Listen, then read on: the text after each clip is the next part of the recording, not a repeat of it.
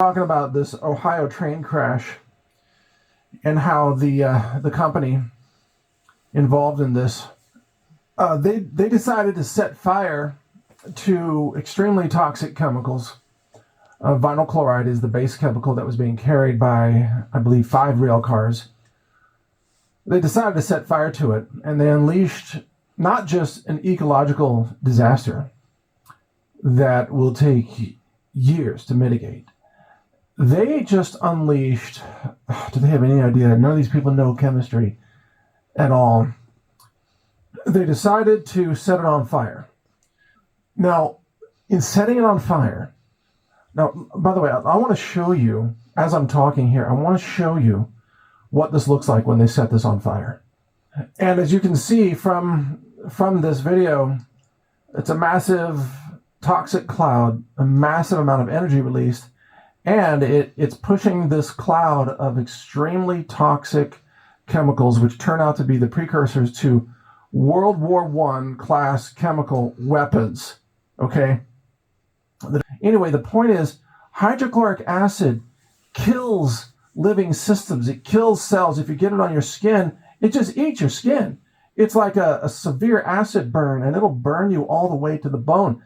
This hydrochloric acid is falling out of the sky all over Palestine, Ohio, and surrounding areas, and it's falling into the rivers, the streams, and even worse, by the way, it's falling into the Ohio River, and any kind of runoff is going to kind of aggregate it into the Ohio River, and the Ohio River flows into the Mississippi River.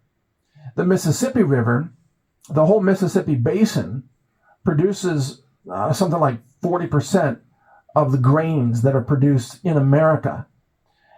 We're talking about thousands of farms are right now having hydrochloric acid dropped on them like a giant chemical weapon.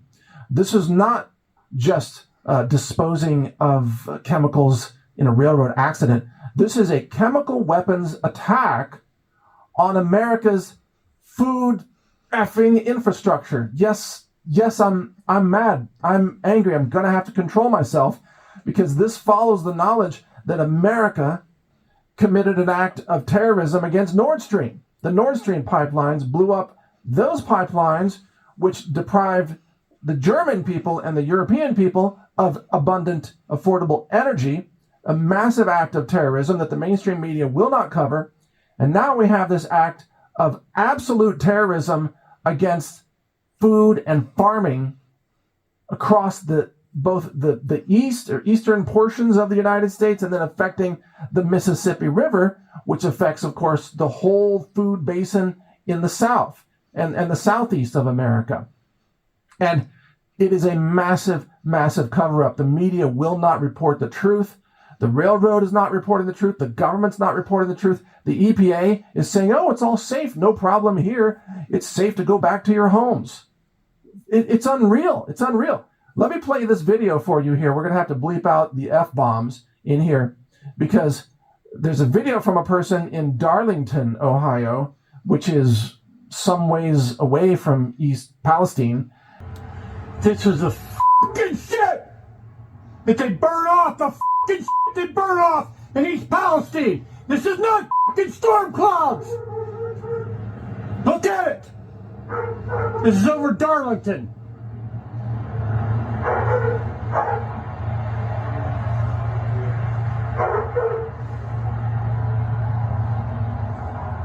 You didn't have to do this. You did it because of time and money.